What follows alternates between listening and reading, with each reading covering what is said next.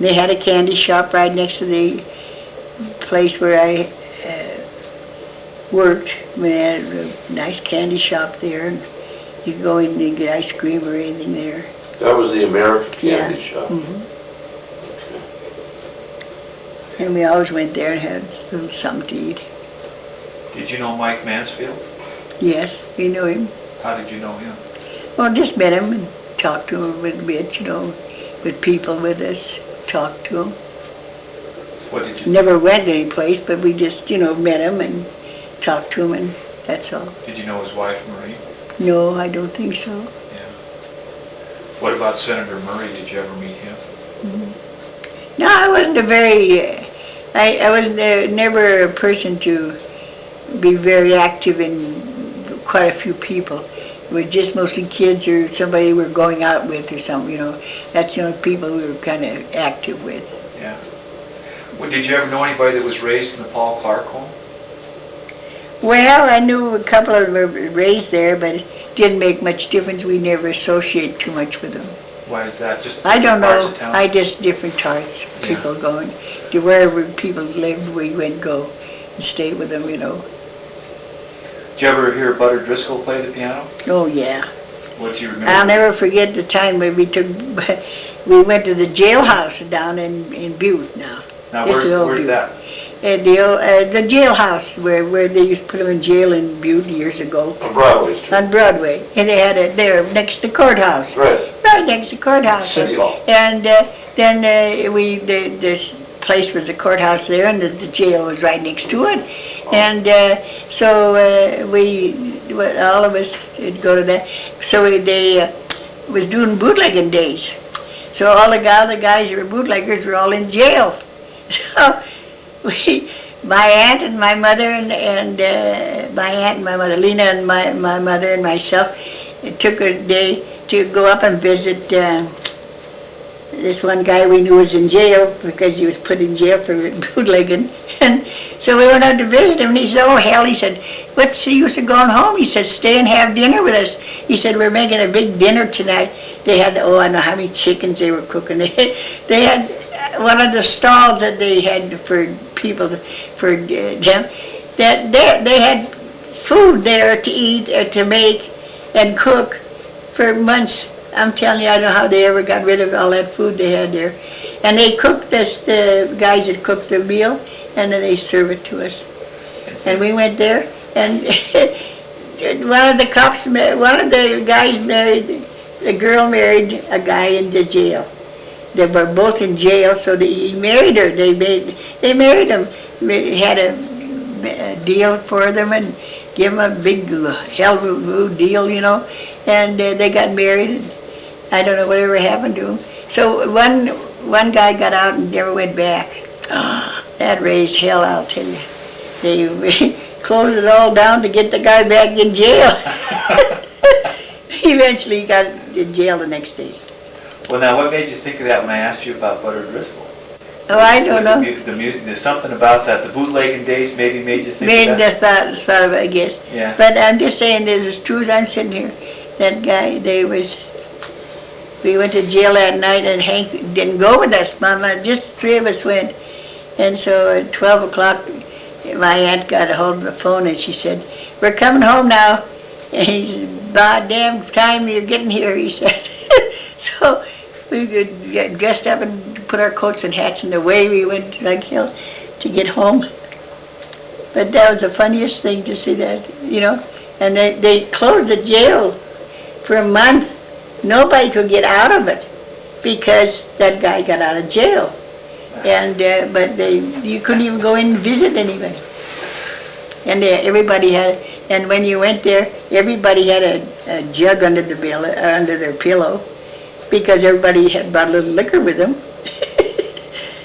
Who was the chief of police then? Do you remember? Oh, who was? Jerry the Wise. Jerry, yeah. He was Jerry the Wise. Huh. Were there a lot of people uptown that sold stuff like tamales or?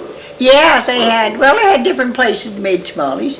Like Tresolino made tamales, and the other guy took left there and started making his own tamales.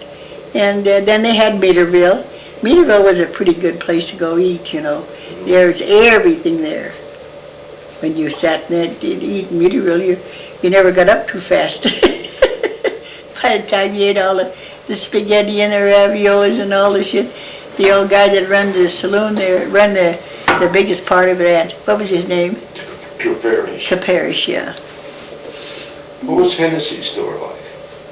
Hennessy's was a pretty nice store. They had everything you could buy there was a very nice store. Every place had a person to sell. Did you shop at Hennessy's? Oh, some.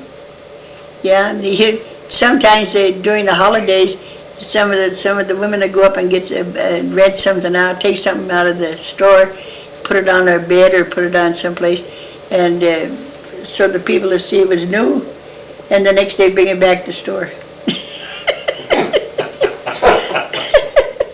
This is true. Yeah, they get buy something that was really nice, and they weren't going to keep it. They were just going to keep it that night. Oh God. Was there any organized crime in Butte, do you think? I don't believe there's too much crime. Really, we never associated with any of those crimes. Guys that did their dirty work like that, we were too busy trying to get around. Yeah. Did you hear any stories, or was Oh, people yeah. with reputations for that? Oh no, you heard a lot of stories, but you wouldn't dare tell them. Were there parts of Butte you'd stay out of? Oh, well, sometimes you would, you know, certain times you go with somebody that might live over there and you say, oh hell, we're not going there today, we'll go someplace else or something like that. Were there some joints you wouldn't go in though? Well, we never went into, but you didn't see women in joints now, I'm not lying. I'm just telling you, you never got a drink in a bar, you never seen a woman in a bar. In a joint, into a saloon or any place. They either were in a place where they bring the liquor to you and you drink, but otherwise you never seen any women in the bar. Did you know D.G. Stivers? The name rings a bell, but I didn't think I know. He's a head gunman for the Anaconda Company, or his wife? No, we never associated with people like that. No. Never were asked to help put on their banquets or things Oh like no. that? They had their own people to do their work. Did you go to the west side much at all? Well, we go once in a while. If somebody happened to be asked, we'd go. Yeah. Yeah.